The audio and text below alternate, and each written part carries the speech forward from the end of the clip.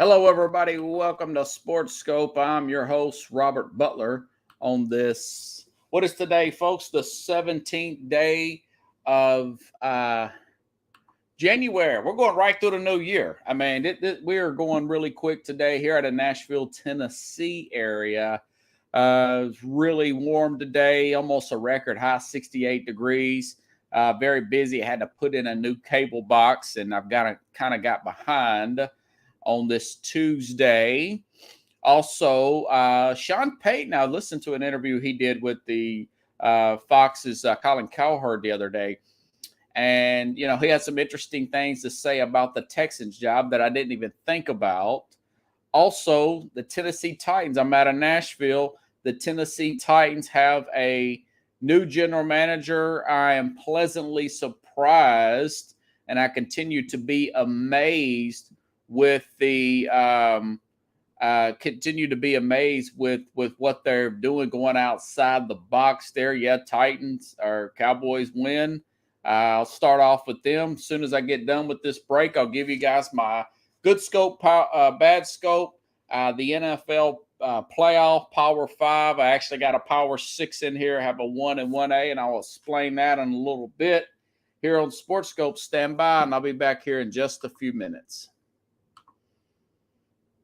Just a minute and 19, actually, not a few minutes. Just get my break out of the way. Hello, Sports Scope followers. After 5 years of doing this program once a week, balancing a 60-hour work week job, I've decided to do the program 5 days a week, 1 hour a night, taking a significant pay cut. So I've started a Patreon page, which is Patreon, Patreon/SportsScope, spelled the same way at the bottom of the screen you see there, for $5 a month, 17 cents a day. You can help support the program. You ask yourself, why Sports Scope? Well, I bring in such big names such as Al Borges, former Auburn offensive coordinator, and I cover the big news in sports that the corporate media will not cover. If you want to contribute more than $5 a month, you can go use the Cash App. The cash tag is Sports Scope, again, spelled the same way. Or you can go to the Zelle app, sportscope@gmail.com.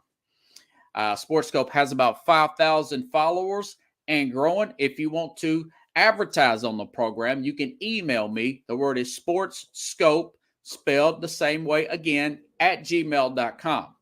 Thank you and enjoy the program. All righty then. Stuff keeps popping up on my computer. I hate pop-ups. Okay. Yeah. And something else popped up here. All righty. Now I'm back here live on all links. So yeah, Dallas Pickle says, "How about them Cowboys?" I guess you're trying to troll me. I've been 5-1. I don't bat 1,000, but I beat everybody else in the country that wasn't just betting crazy. Okay. So Dallas, yeah. So Dallas beat Tampa last night. That I was reading this. It's their first road win in the playoffs in 30 years. I couldn't imagine that kind of pressure that has been on this team. I've been saying that according to Forbes magazine, this is the biggest brand in the world. It's the most popular brand in all of sports. The Dallas Cowboys, more popular than Manchester United. That's a soccer team over in the UK area. And then also the Yankees, more popular than the Yankees there. And I'll say this: I think it takes a load of pressure off them. They win a first playoff game in 30 years on the road, and the last one I remember, I was watching that game with my dad. 30 years ago, they beat the San Francisco 49ers. That was the last time this team won on the road. You look at that. You look at the fact that they lost to Tampa in the opening game here. It was really hard to pick against Tampa. They actually had Chris Jensen back. But, hey, man, Dak Prescott played the game of his life. Well, I mean, just absolute. I want to say he had 5 total touchdowns, 4 passing, 1 rushing, had one of the highest QBRs of the entire playoff weekend there for Prescott. I'll say this. The fact that like Jim Jeffcoat said last Thursday, former Dallas Cowboy who played on that team was on that. Check this out. How ironic is this? I had Jim Jeffcoat on the program last week. He was on that team that won that road game back in 92-93 season, back in January of 1993. He says this team has to start winning in the postseason. This group of guys, they're just going to be a paper champion, a regular season type of team. The pressure was really building on them, I think, more than the core players on Dallas has let out. I think it is. But you got a guy like Micah Parsons, kind of reminds me of a Lawrence Taylor type of level of talent. He's really shown what he can be. A top 5 defensive player in the league, has really propelled this team past. And then, if you got a guy like Dak Prescott who's not pressing, Troy Aikman said last night, Pickles, I don't know if you caught this. He says that Dak the last few weeks, he's been playing too fast. He's overthrowing. He's playing too fast. He's not slowing down. He's almost pressing to the mount where he's throwing those interceptions and he's not letting his players run the routes. He slowed down last night. He made the big throws. Really good sell on the play fake to run in for a touchdown there to put them up 2 scores there. And then, of course, when you watch the Tom Brady, he turned the ball over in the red zone. That, to me, on the other end there, that was a 14-point turnaround. They come back down, score a touchdown there. That game was pretty much over. This morning, Pro Football Focus reported that Byron Leftwich was fired from the Tampa Bay Bucks, and now Todd Bowles is saying he's not fired. But all that being said, not to look too far ahead, folks, but I'll say this. This game is going to be a lot more interesting come Saturday than it comes Sunday than I would think over that I would think would be Tampa playing the 49ers. Dak Prescott last night had 143 quarterback rating, 305 yards, 4 touchdowns, 25 of 33. 7 carries, 24 yards, and a touchdown rush. It's a game of the guy's life. It's a game of his life. And, I was looking back at last year's game against the 49ers, practically the same team when they played in the divisional round last year. They won, the wild card round last year. This team was down. They were flat early. They were jumped on early in the playoff game in Dallas and down 23-7. The Cowboys rallied back, make that a 23-17, have a clock mismanagement. Nowhere near that kind of pressure is going to be on Dallas. The early book is the spread is 4 points for Dallas against San Francisco next week, or coming up Sunday next week. I feel like today's still Sunday. So if you look at that and look at the fact that the Cowboys, huge burden just got lifted off them. They first road playoff win in 30 years. They're going to San Francisco, playing a team that was a 1-score game last year. And then you look at the fact that this Dallas team has been there going against a rookie quarterback there in Brock Purdy. He's playing great. I get it.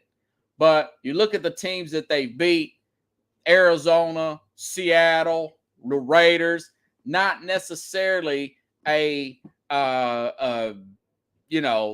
excellent defense by no means. If this team, which I expect they will, I'm not breaking the game down. I'm just looking ahead. I think this Dallas team, if they play loose, do not stay off social media, do not listen to sports talk shows like mine, or definitely don't watch any ESPN stuff. play their game. This game could come down to a single possession in the fourth quarter, if you ask me. Then there's a chance that a Brock Purdy could have a rookie quarterback moment come Sunday. So it's going to be a really interesting game out there. And I'm leaning 49ers, but I very well may pick Dallas to win this game because of the pressure that has been lifted from this team. They can play free. They can play wide open. And you look and say, well, the other team's got a 7th round draft pick rookie. Yes, that is true. But they've also made a major move at the trade deadline and brought in Christian McCaffrey up there. So if you're looking at a guy like a Brock Purdy, then it's a one-possession game against that Dallas defense and a Dak Prescott.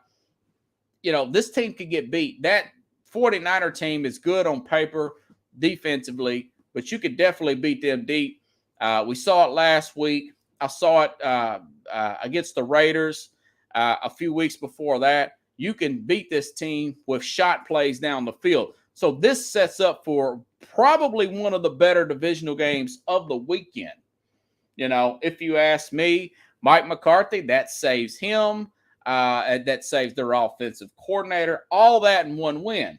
The flip side, you say, well, what about Tampa? Well, Tampa was 32nd in running offense. They've had a shaky back half on their defense. All that caught up with them last night. As I mentioned earlier earlier just now in the program, that Byron Leftwich is supposed to be fired, but now they're saying that they don't want to fire. Maybe there was backlash that off social media for the reason why that maybe this team is simply not maybe why this team is simply not fired Byron Leftwich, which the offense at times looks sputtering to say the least. Now, they did have a lot of offensive line arrangements starting in the camp, with Ryan Jensen being one of those guys, their center, being out for a while. I get that. Brady's talking about he's not sure. He's not sure what he's going to do in the future. That's a sign he might retire.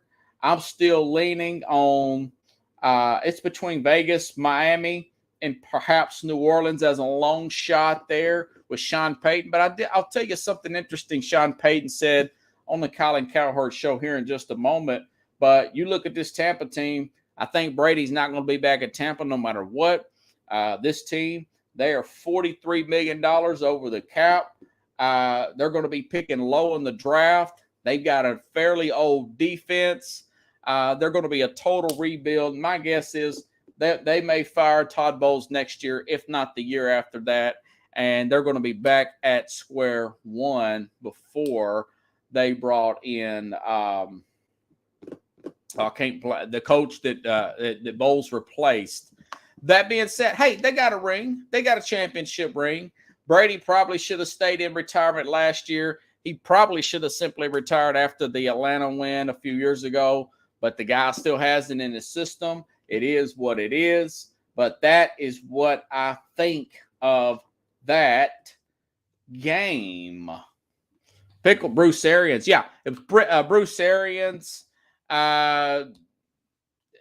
this team was a dumpster fire before Bruce Arians. They'll probably go back to being a dumpster fire for a few years. But it was fun while it lasted. If you're a Middle Florida resident here in the Mid-South of Florida, okay? So we got a great set of games coming on next weekend. I'll probably look into that Thursday, and I'll definitely give you my predictions with Carlos Madniorker Chavez on Friday with those games per se. There was other news that just broke late this afternoon, Pickles. I don't know if you guys heard this, but the Tennessee Titans have hired Rand Carlton. Rand Carlton, a player personnel guy. Rand Carlton, player personnel guy out of San Francisco 49ers. Very young guy to be the general manager, a 41-year-old. You know, that's my age.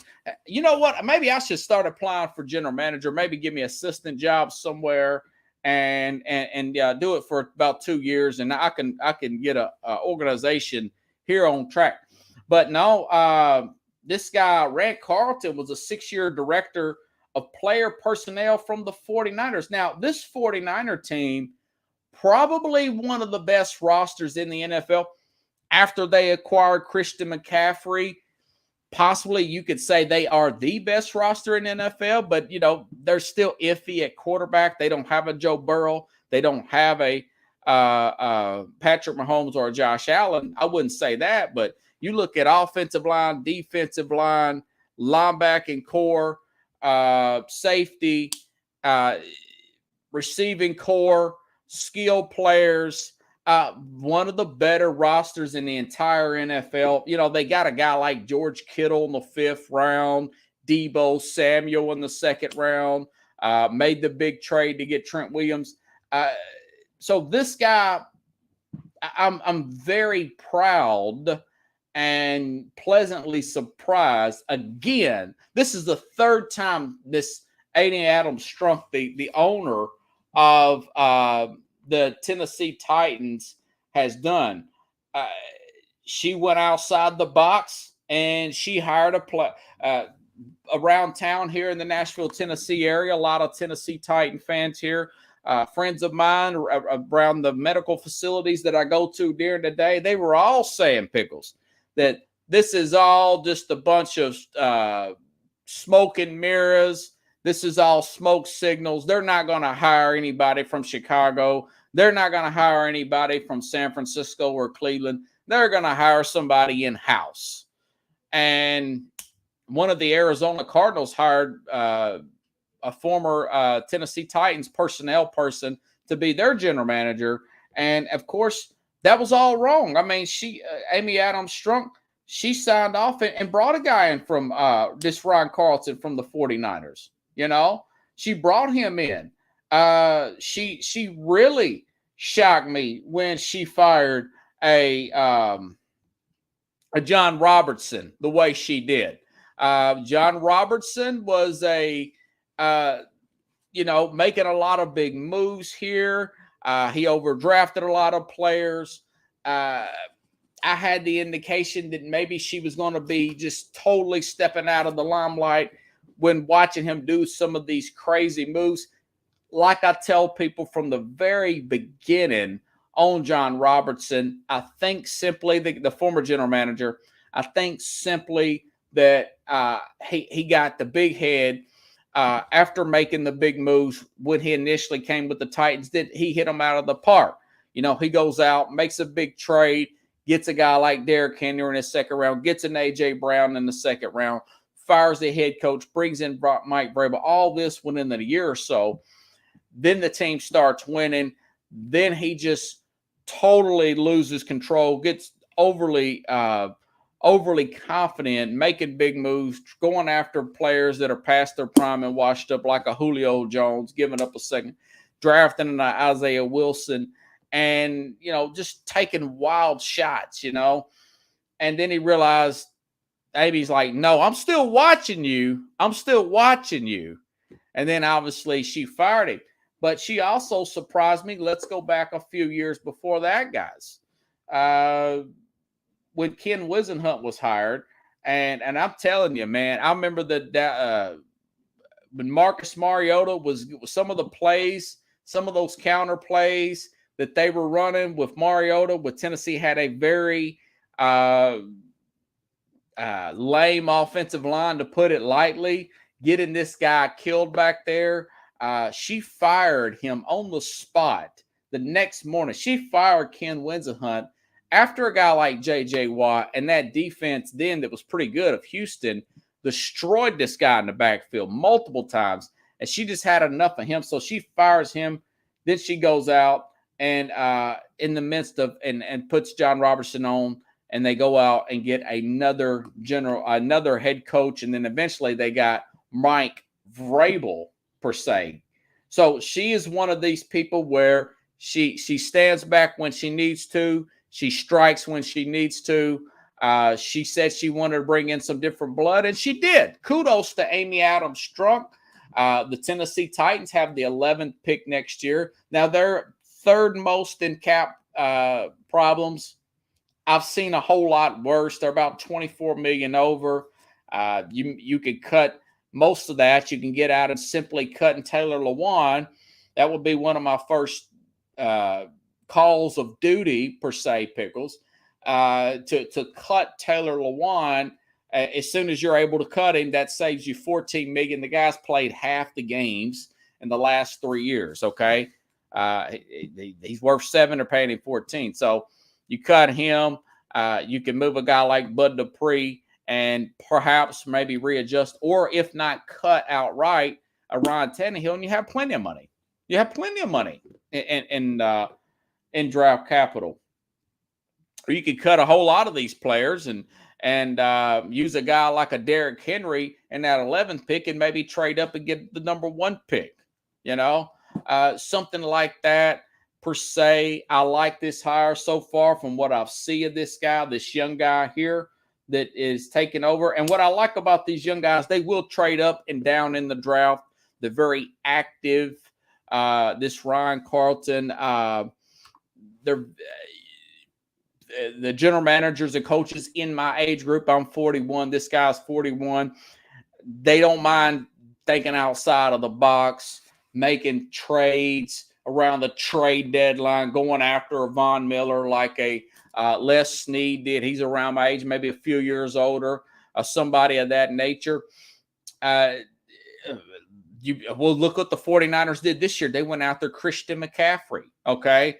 And he really makes that team go. So that was a huge, huge pickup there for the Tennessee Titans. Now they've got to get a new offensive coordinator. But I think that they have a new attitude, and I'm proud of them for it. That was a very good move there by the Tennessee Titans. And other little side note here, Cleveland, we were just joking around a few weeks ago. I was talking about this last Friday with Carlos, my New Yorker Chavez. Andre, if you're watching, Jim Schwartz, former Tennessee Titans defensive coordinator Jim Schwartz, our defensive assistant. Tennessee fires their secondary coach. A lot of Jim Schwartz coach defenses do not stop the pass well. They do not blitz. They give up big, big plays in the passing game in a passing league. But they are good at stopping the run and keeping it downward inside the top 5, if not number 1 run defense overall. Cleveland hires this guy. This is like his 5th defensive coordinator job, I want to say, in the last 3 years. So Jim Schwartz will be the Cleveland Browns. The Browns are about 27th against the run. I just don't like that hire. I like a lot of what Cleveland's done. Schwartz, they'll look good at times, but a lot of times that's a fantasy note. If you want to take a receiver against their defense, take a receiver against their defense about October. They'll look good early, and then teams will figure them out. Joe Burrow will roast that secondary. He will roast that secondary. Although I do think Cleveland's going to be a lot better next year. They're going to have a full year in the offseason with a Deshaun Watson and Amari Cooper working together with that running game. Just not a Jim Schwartz fan. I don't understand why teams are so in love with this guy. Gets ran out everywhere he goes. Very predictable. So that is some of the big news, and I'm sure I missed something. Here with these coordinator changes. Again, Byron Leftwich fired, and they said they hadn't made the decision yet. You could tell the dysfunction is already building up down there in Tampa. So, speaking of coaches, you guys will not believe this. Okay, so Sean Payton was on the Colin Cowherd. He was on the Colin Cowherd show on Monday. Did not get a chance to talk about this yesterday, but I got a soundbite. He's saying how the NFL works when it comes to hiring new coaches or talking to coaches who are under contract. The offensive coordinator for the Eagles, Shane something, I can't remember his last name. The offensive coordinator for the Eagles, he's going to be in demand for head coaching jobs. The offensive coordinator for, I think his name is Ben Johnson, for Detroit, he's also in demand for jobs. But those coaches are currently under contract Listen to what Sean Payton, who's also under contract, listen to what he said Monday, explaining this situation in depth on Colin Cowherd Monday. Sean Payton. The way the league rules are set up for coaches that are under contract with teams, and that would be me, they can begin the interview process tomorrow. Which is today, I'll Tuesday. have a chance to visit prior to then. Like, I've talked with a few teams. Mm-hmm. That's just done through permission with the Saints. Okay. Then he goes on to say, hey, don't poo-poo what you read about Houston. I actually like what they got going on. He struck, I would say struck a nerve. It kind of turned a light bulb on for me. And he made a good point about the Houston Texans. Yes, the dumpster fire Houston Texans. This is what he went on to later on to say about Houston, who's interested also in getting him on their staff as a head coach. Going to find a quarterback probably. Are you willing to consider that? If absolutely. Okay, here's would. Why. On the Texans. Look, I think I know the ownership group not very well, but we practiced against the Texans in New Orleans 4 or 5 different times. So Cal McNair, his late father, we'd see them, and so I don't know them well, but I know them. We you know, when you practice for 3 days with an opponent, you get a chance to meet a lot of the different personalities and people involved in the building. They've got really good draft capital. Huge. Really good draft capital. Couple good young players. They're in a division that you can at least look at and say, all right, Indy, Tennessee, Jacksonville is nothing, but you can at least, all right, how do we? So I think there's growth potential immediately there from their 2 or 3 wins that they had this year. I know Nick a little bit, Caserio, because again, when he was in New England, we had a lot of practices with their team. So each team would be just like we're having. Nick Caserio. So when you go into a new job, and I've heard this a lot growing up, and now I definitely know this as an adult. A lot of my good jobs that I've gotten over the years, they have been recommended by somebody, or I simply know somebody that already works there.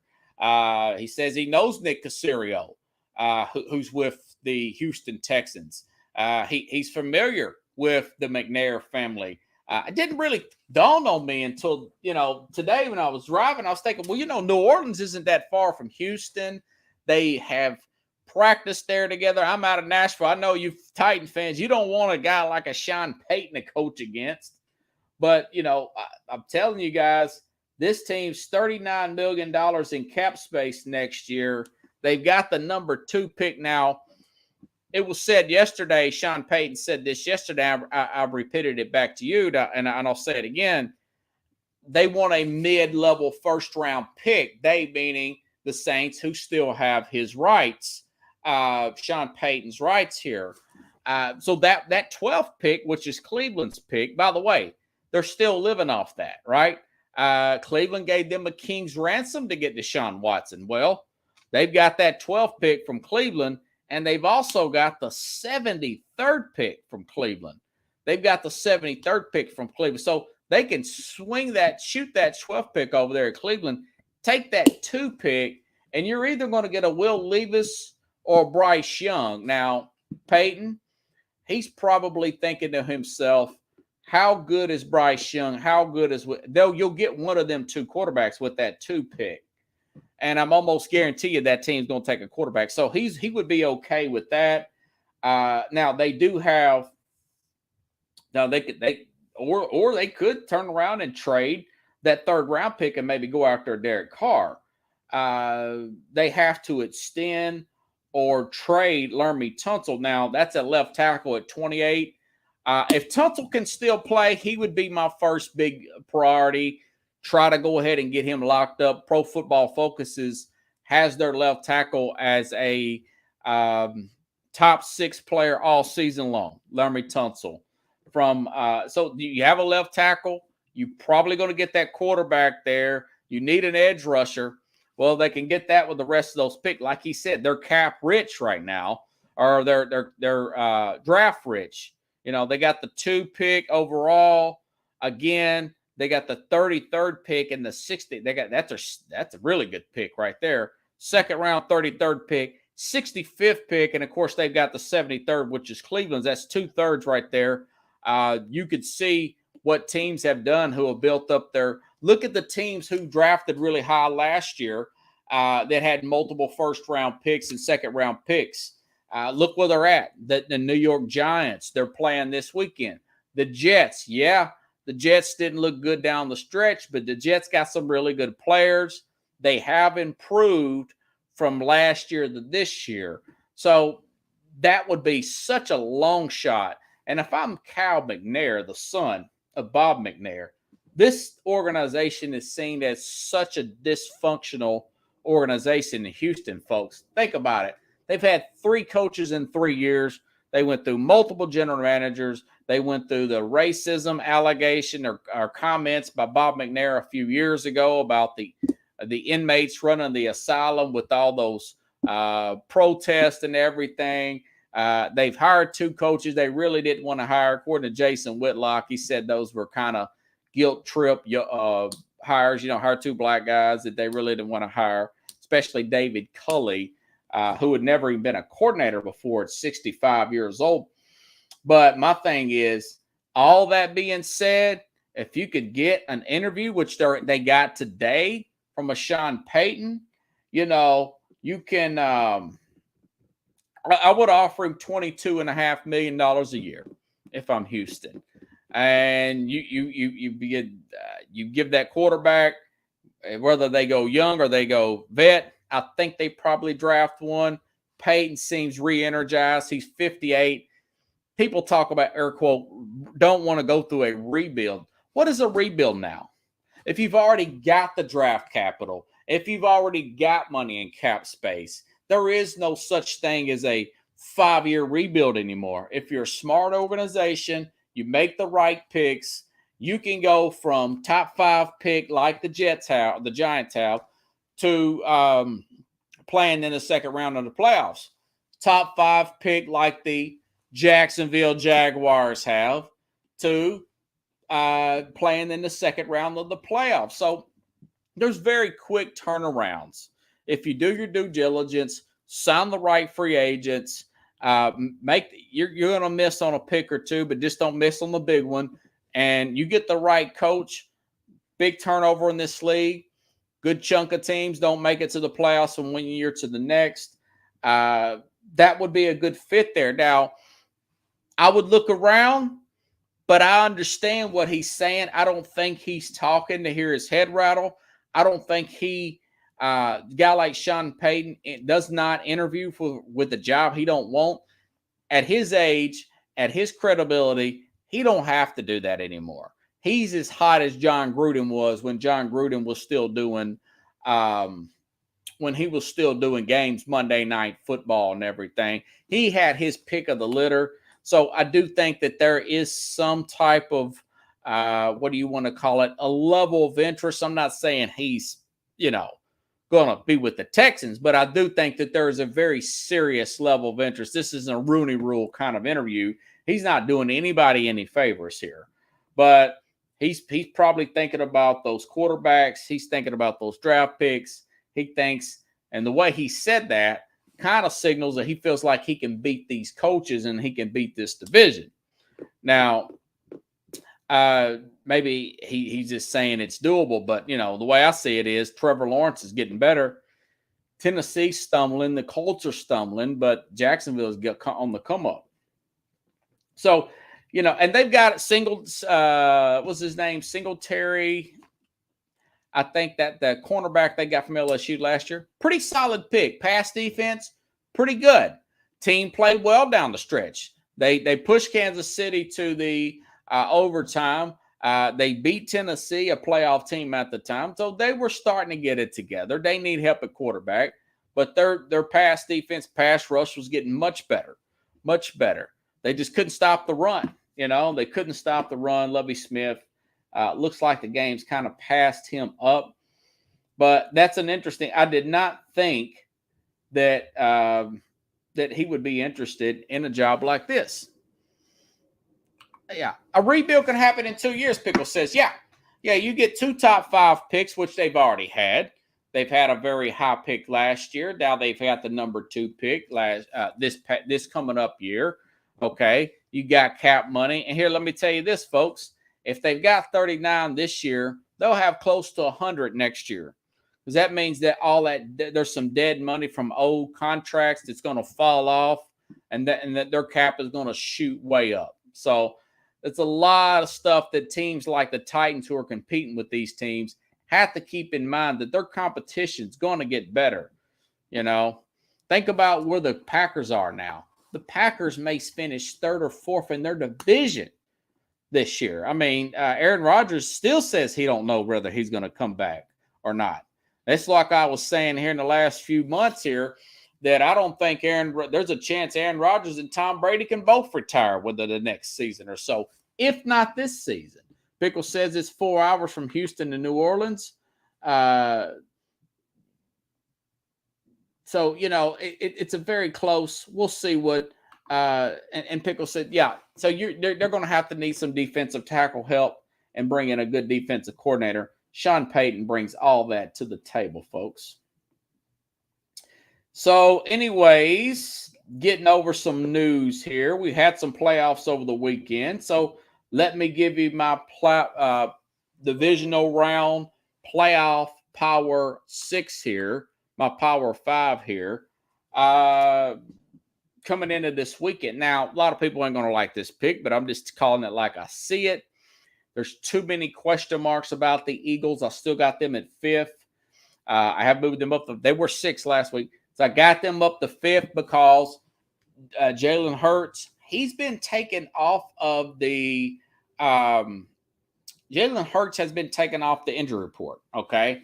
We really don't know how injured that shoulder really is. He's just going to play through it, my guess is. So he's off there, but they're supposed to have Lane Johnson back at some point. Saturday night, that is going to be a great game.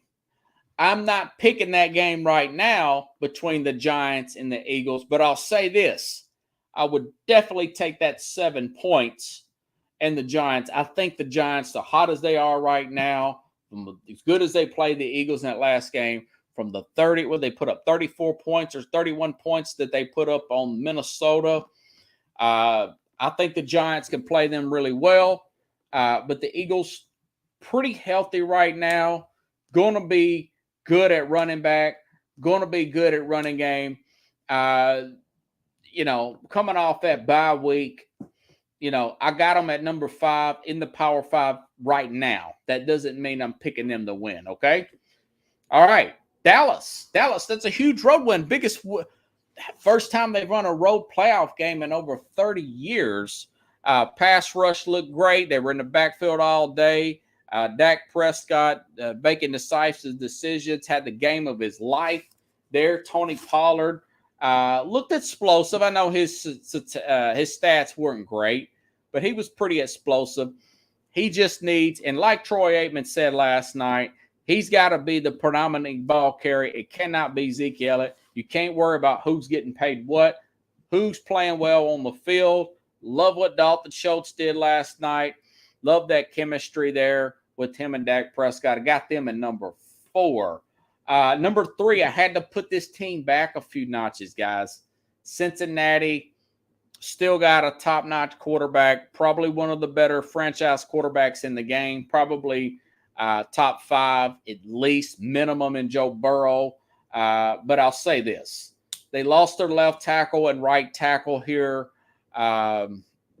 I can't remember his name now, but they've got 2 more offensive linemen out. Now they're starting to look like the team back in his rookie year when he got that really bad injury, he being Joe Burrow. They got to go to Buffalo this weekend, and I don't think that now, I will say this. I'll say this. As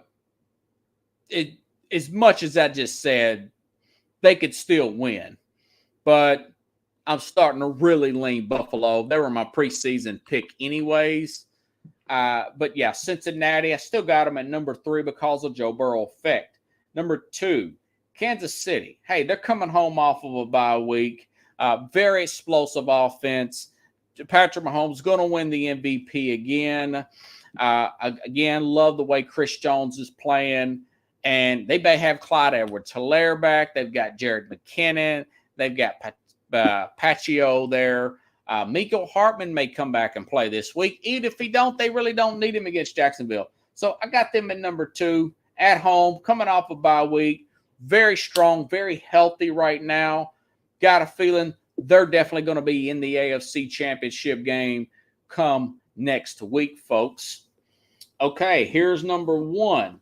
San Francisco, probably the best roster left as a whole. That's why I just mentioned that was a big move by the Tennessee Titans, hiring their assistant player personnel guy there.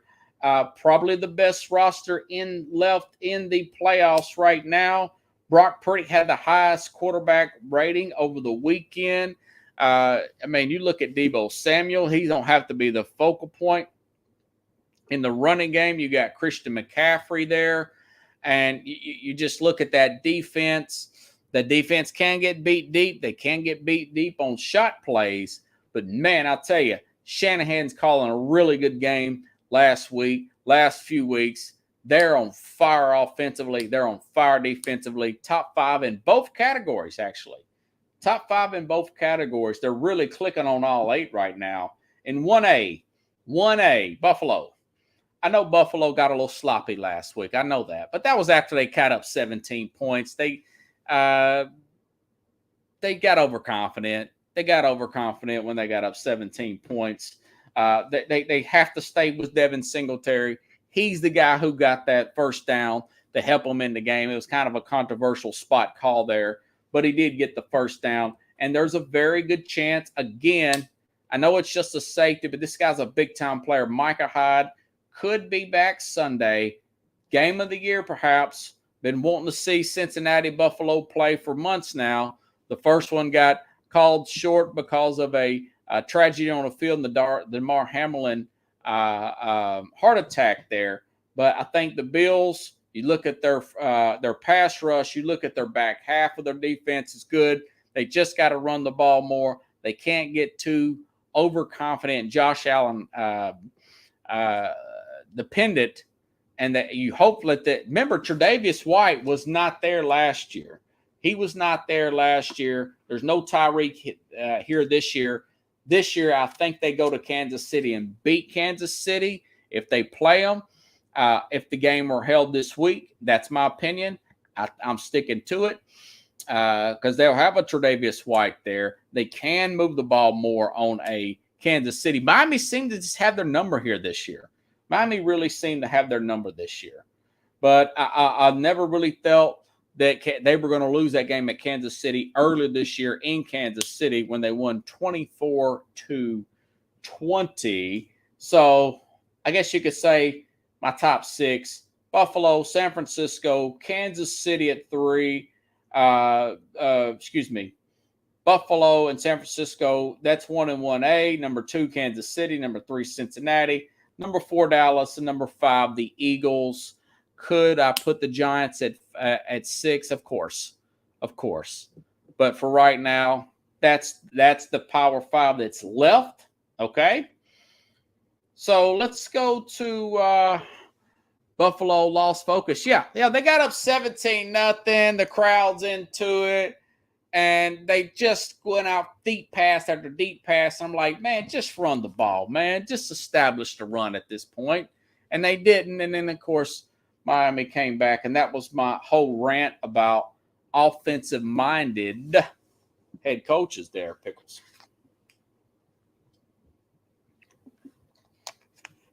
Man, that's a lot of talking in 45 minutes. Woo!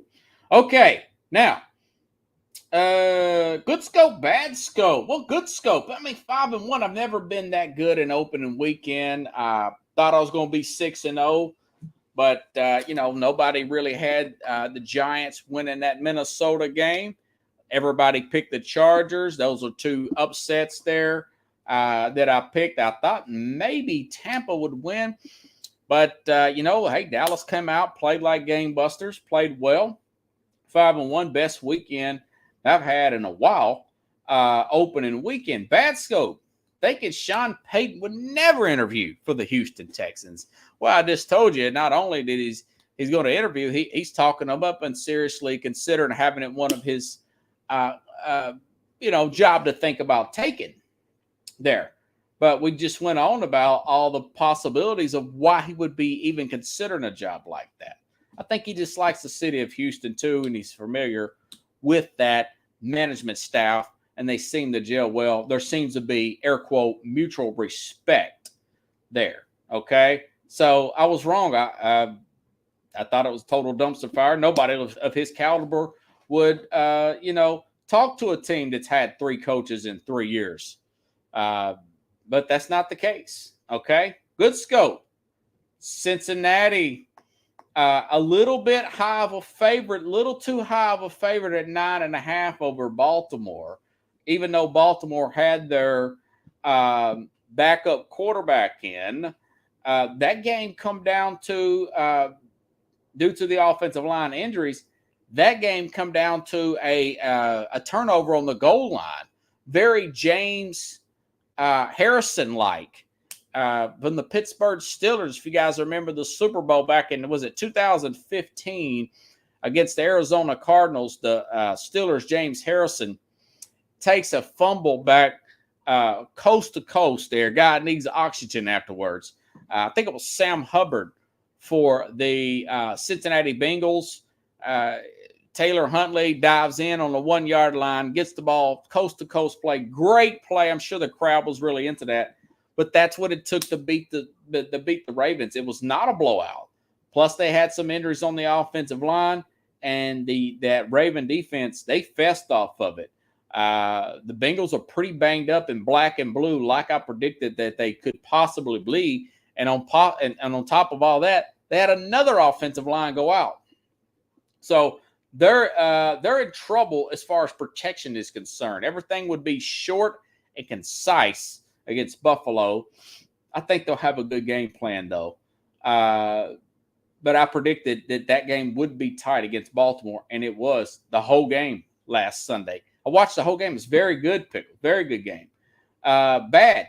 Thinking for sure that the Chargers would fire Brandon Staley, if they lost the Jacksonville game, especially after blowing a 27-point lead with all that talent.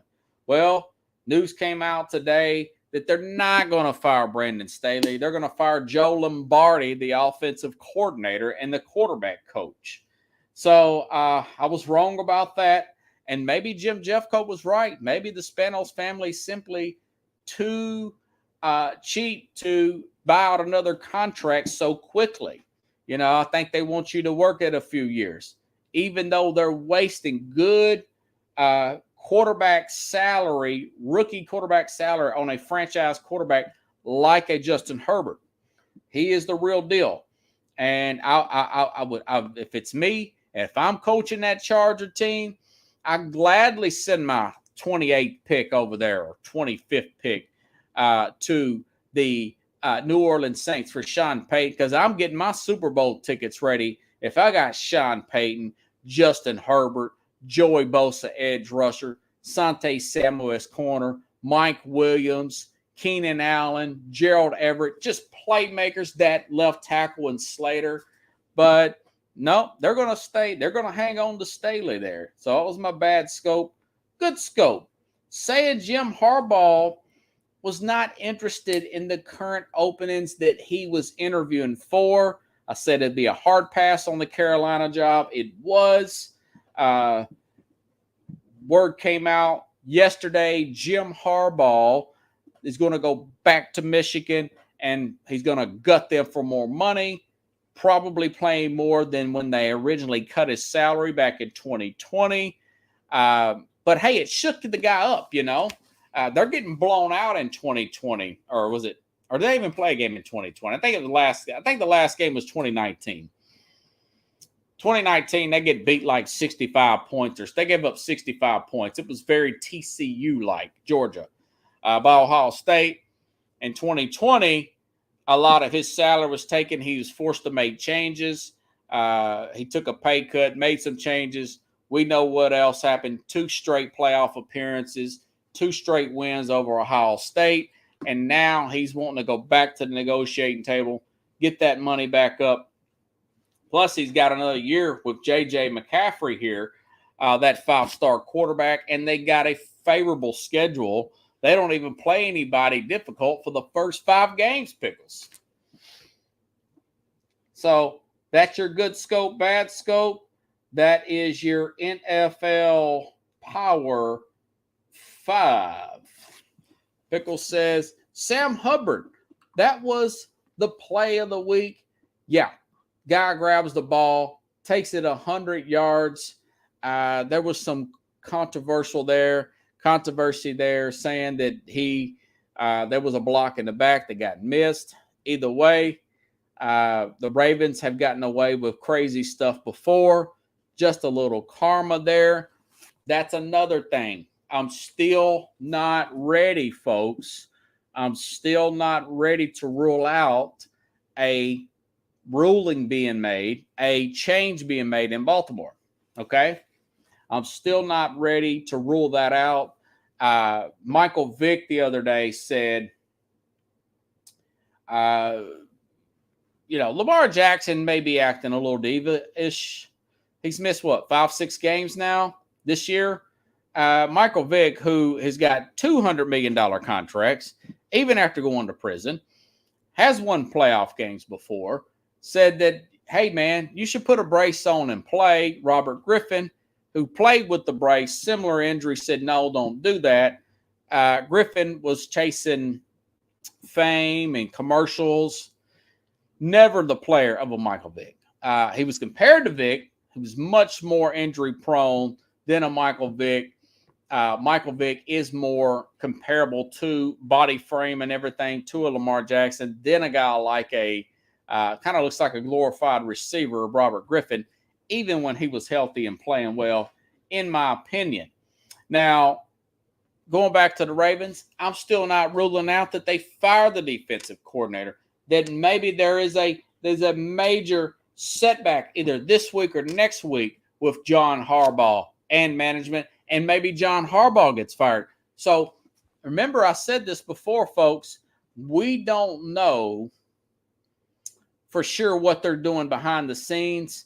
I told you all that time. I went to Florida, my dad, the week before the Super Bowl. The season had been out for weeks. They already played the wild card round. They played the divisional round. They played the AFC Championship game. And Jeff Fisher was fired the week before the Super Bowl. Sometimes these decisions take a little bit longer to come into play. Sometimes it's not done Monday morning like that. There's back and forth on roster moves, and before you know it, one thing goes south, and then the two sides agree to part ways. Something could still happen with that offensive coordinator or John Harbaugh himself. And as far as Lamar Jackson, you keep hearing that he's putting out these little subliminal messages. People don't know what they need to appreciate what they got and all that. And I'm thinking, yeah, well, you're a guy who was missed 5. I want to say he missed 5 games in 2021. They missed the playoffs that year. There's players, including J.K. Dobbins, saying we would have probably won that game if we had Lamar in, hint, hint. And then, you could tell the team is frustrated by this dynamic. I think there's some hint there that maybe that Lamar is probably healthy enough to play but don't want to play because of the contract situation. And then you also got to look at management side. Hey, look, maybe, to me, they made the right call by not giving him the money. He's got hurt again this year. He was hurt last year. He was hurt in his last playoff game the year before that. People's got to get over the fact that he was the MVP in the second year of this league. This is one of the best built organized, and that's why I was telling people out of Nashville, I wouldn't mind if the Titans didn't hire a personnel guy from Baltimore. Baltimore has a good roster every single year. They draft, they develop well. They got an excellent defense every year, excellent offensive line, very tough, very physical, deep team. This team has had 20 straight wins, I want to say, plus in the preseason. You say, wow, hey, it's a preseason. They put more thought into it. No, they play their backups too in the preseason. It's because they have a deep roster. And a lot of that with that gimmicky offense in his second year, which remember, he only played a few games, Lamar Jackson, in his first year. But his second year is when they had the full season. They went 14-2, only to get put out in the first round of the playoffs that they played in.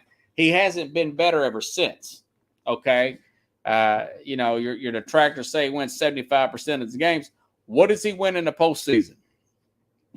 What is his record when they're down early in the games? He's had some comebacks on his resume. He struggles to throw teams back in the game. This is a passing lead. We've seen that. Making Daniel Jones a passer with Brian Dubal is the reason why they're moving on and Minnesota's staying home, okay? So somebody's going to be a sucker. CBS has got a whole list of teams that would be interested in Lamar Jackson. I talked about that last week. I still say a team like a Carolina, they'd give up something for Lamar. They would give up something for Lamar. A Jets, somebody of that nature, would all be interested in a Lamar Jackson. The Ravens are in a good situation here, but I just cannot see giving a guy 35 to 40 guaranteed million every single year who's already missed 11 games in 2 seasons, and he's hurt in his last playoff game before that. I mean, who are you fooling here? This is not what you're going to hear in the mainstream media.